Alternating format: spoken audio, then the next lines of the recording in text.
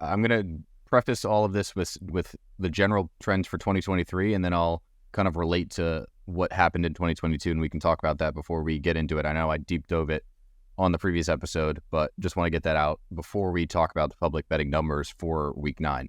So through this year, through week 8, the public is 63-53, 10 games over 500, a 54% win percentage, while in 2022, they were 10 games under 500, 55-66 at a 45% win percentage. So you're seeing a massive difference in how the public's betting this year. And I don't know if it's because of the influx of betting or if it's just the way the things are falling over history to get the public back to probably around 500, assuming that they were below 500 coming into this year. It's just crazy to see a massive difference like that. And in the coming portions of this year, week 9, week 10, and so forth and so on, I think they're going to fall back to 500. I thought that was going to happen last week, but it didn't, and they had a good week, and I had a bad week. So it's really tough to mitigate, but interesting to see nonetheless. Yeah, I also found that to be really interesting that there can be that big of a discrepancy from year to year for something that we feel is a bit more consistent like the public, but the public continues to surprise us this year. And I think you drove it home tenfold that we are putting a stop to the narrative, and we need to shout from the rooftops that you should not just blindly fade the public. Hence the episode, hence the podcast. I don't know if you caught this on the recap episode, but I think it'd be really funny to put a line graph of the trend. Like the public did 54%, like stocks, like they went 54% one week, 58% the next week, and then dropped to 36. I think it'd be really interesting to see. So look out for that on happyhoursports.net. I'm definitely going to try and put that together. I think it'd be really funny. I think you could definitely do that. Cool. Moving into the money. Money is 61-55, and then I'll say the sharp as well. Sharp is 58-58. That's a 53% win percentage for the money, and then 50% win percentage, obviously, for the sharps at even. 2022, money went 53%, and sharp went 50% through halfway through the year. And it feels like they've been underperforming, and they feel like they've been underperforming because they finished so far above those numbers. They've both finished at 55% in 2022. So that's why I feel that they've been worse, and we can expect a positive regression, seeing that last year they did bad, and now we can hopefully, expect that the people that with the more money are betting more confidently now, as they've seen 8 games of data through all of these teams, right? So I think that one makes sense, where we can anticipate positive regression from both the money and sharp differential ATS-wise. Totally agree. Yeah, I totally agree. And that was the big takeaway for me too, is just knowing that they are about to blow up here based on past precedents, I think is super important as we start to look into these lines for week 9 and beyond. Yeah, and I'm hopefully expecting a positive regression from our sharp differential trends like the Golden Rule and Geico trend, because you look at 17-31 and 20-30, and that's nowhere near where we were last year, finishing upwards of 74-49 and 78-43 ATS. So that's a little way off, but maybe we can get a big turnaround. Geico trend is dead, dude. It's all about the sharp unders. I'm investing. The sharp unders are hitting heavy, and I'll get to those in a second. As we move to totals now, through 8 weeks in 2023, the public is 27-41 betting overs, 28-20 betting unders. That's a 40% win percentage and a 58% win percentage.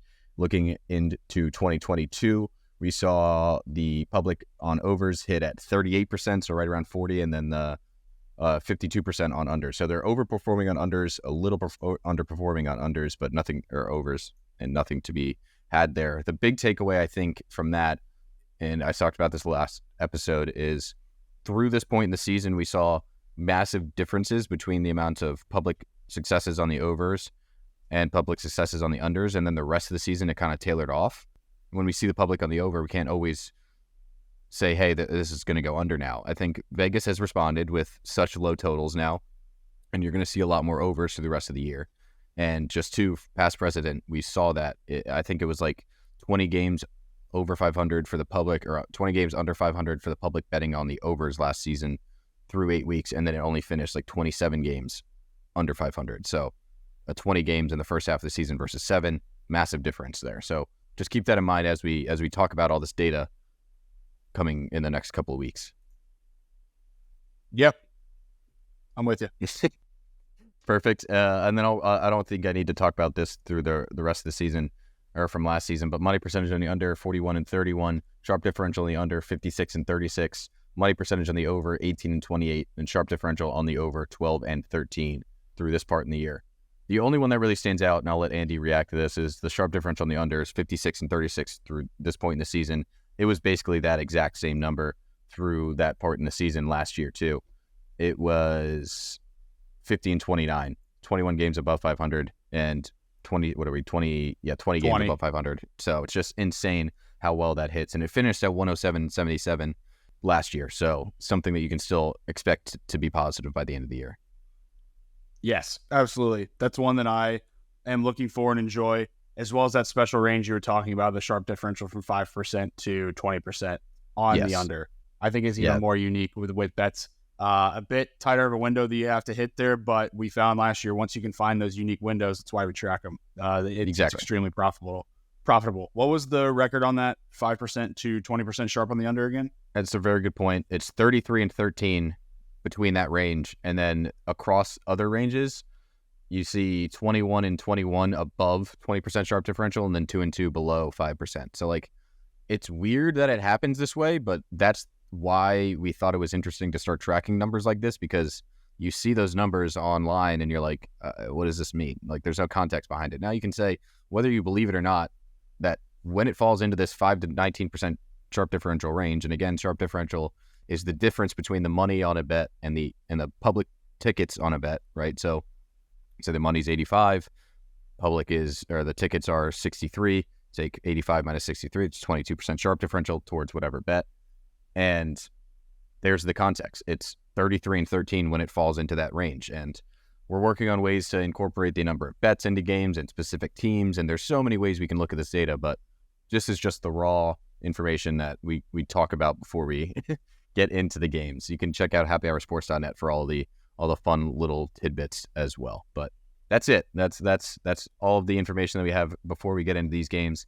A lot of fun stuff to talk about, especially with so much data, like Andy said, large sample size of information. And it's a really nuanced and niche way to look at public betting data. But I think it's one of the most interesting things out there, especially since no one else is doing it. So yeah, absolutely.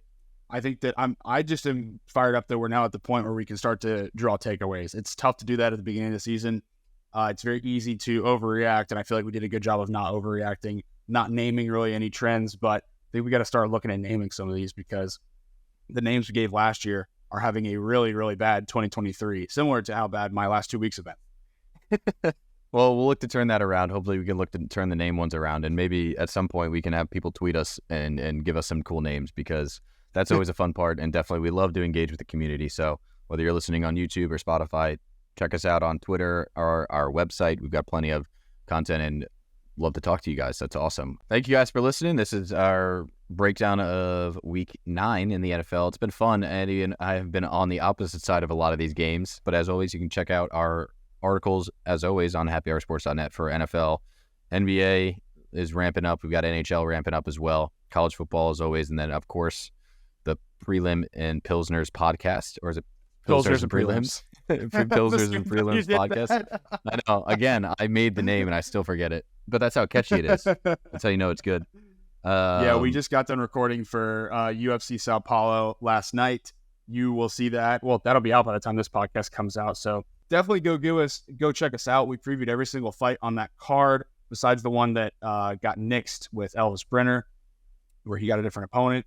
As well as be sure to check us out for hockey content. I know DJ touched on it, but we've got 3 dedicated hockey writers now on the site, and they are super fired up about hockey being back. And they're writing some cool pieces. It's not just betting stuff. There's a lot of opinion stuff on there too, where I feel like if you guys go and read their stuff and want to chime in too, definitely find them on Twitter and where they post a lot of their content and join that conversation. So couldn't be more excited about what's going on, to your point, Deej, and couldn't be more excited to bounce back in week 9 either.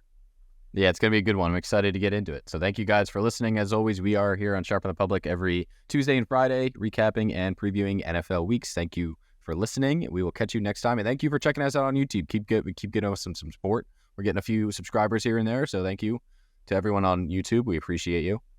And hopefully we can keep on winning for you. So cheers, guys. The boys bet better with beer.